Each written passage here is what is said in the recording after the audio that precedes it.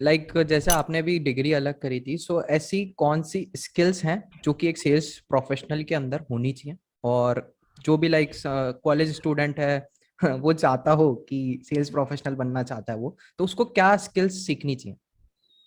3 चीज़ें चाहिए तुषार, कोई लंबी चौड़ी कहानी नहीं है। हम्म। पहला कम्युनिकेशन, हम्म। दूसरा रेंज ऑफ ऑडियंस के साथ कनेक्शन बिल्ड हाँ, करना। यहाँ पर एक और इंटरप्ट करना चाहूंगा। कम्युनिकेशन में भी हिंदी इंग्लिश का, लैंग्वेज का भी इंपॉर्टेंस होता है क्या?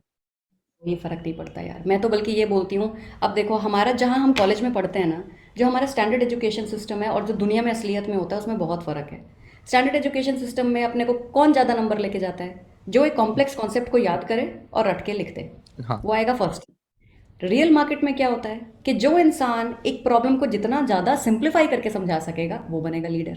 या। राइट? तो अब तुम ये समझो कि हम जिस एजुकेशन सिस्टम से आ रहे हैं वहाँ पे subconsciously we don't even realise we are trained to complicate things, we are trained to complicate conversation.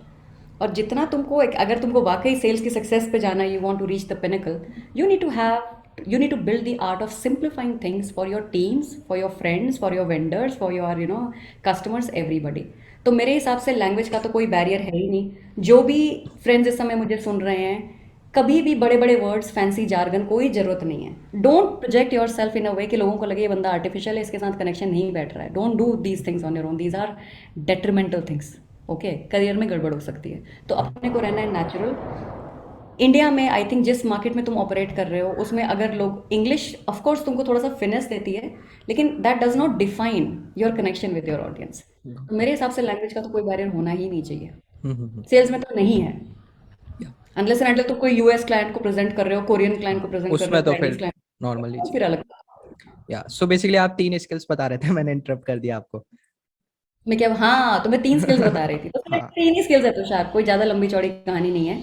पहली बात तो तुम्हारा कम्युनिकेशन पावर, हम्म। दूसरा your ability to build connection, और तीसरा सबसे इंपॉर्टेंट स्किल है to have patience. Yeah. Patience I think is the key. Okay.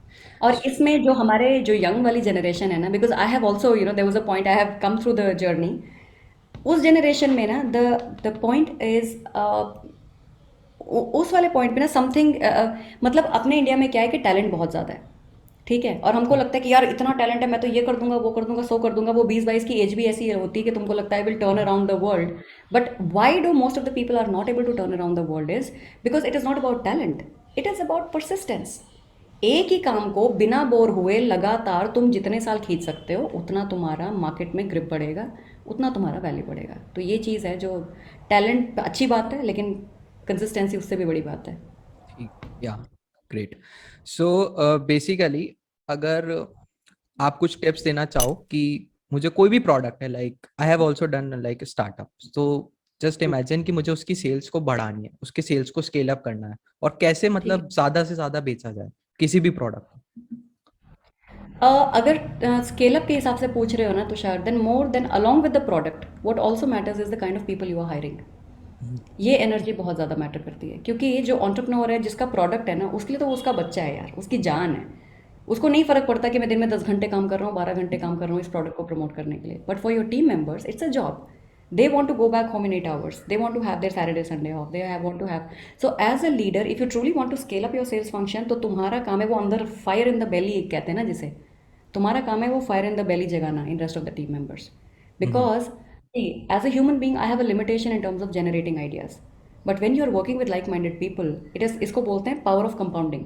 या। तो जब दो दिमाग साथ आए, the power is not 1 + 1 2, the power is 2 + 2 4, it goes to the power 2 raised to the power 2, 4 की पावर हो गई। Hmm. So suddenly if you can keep your team members together, if you can align them to the vision, product strategy तो कई बन जाएंगी, but that alignment I think is very important. Yeah. So next question ये है कि basically बहुत सारे sales professional professional आ चुके हैं, जैसे आपने बोला कि कंपटीशन बहुत है, तो मार्केट में स्टैंड आउट कैसे किया जाए कि ये भी अच्छा सेल्स कर लेता है, ये भी अच्छा सेल्स कर लेता है, मैं ऐसा क्या करूं कि मैं इन दोनों से अच्छी सेल्स करूं? दो चीज़ें हैं, एक होता है कि ग्रोइंग हॉरिजॉन्टली, हम्म। और एक होता है ग्रोइंग वर्टिकली। ओके, हम्म। हॉरिजॉन्टली का मतलब है कि मुझे सेल्स बहुत आती है, मेरे को प्राइसिंग भी पता है, मुझे प्रोडक्ट भी पता है, मुझे प्रमोशन भी पता है, मुझे ऑफलाइन भी पता, मुझे ऑनलाइन भी पता, मुझे डिजिटल भी पता, मुझे ये भी पता है, this is called horizontal. Okay.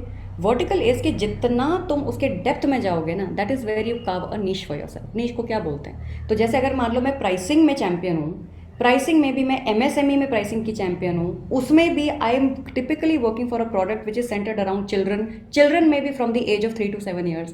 जितना डेप्थ में जाओगे उतना ज़्यादा अपने लिए विजिबिलिटी क्रिएट कर पाओगे। या सो बेसिकली नीश का मतलब है like the area of expertise, I guess. Niche का मतलब है कि हाँ, गॉट उस इट, या पॉइंट तक गॉट इट, पहुंचना जहाँ मुझे समझ आ जाए कि भाई अगर ये काम तुषार नहीं करेगा तो कोई और नहीं कर सकता। या गॉट इट, वो एक गॉट इट। लंबी जर्नी टू आइडेंटिफाई। ठीक है।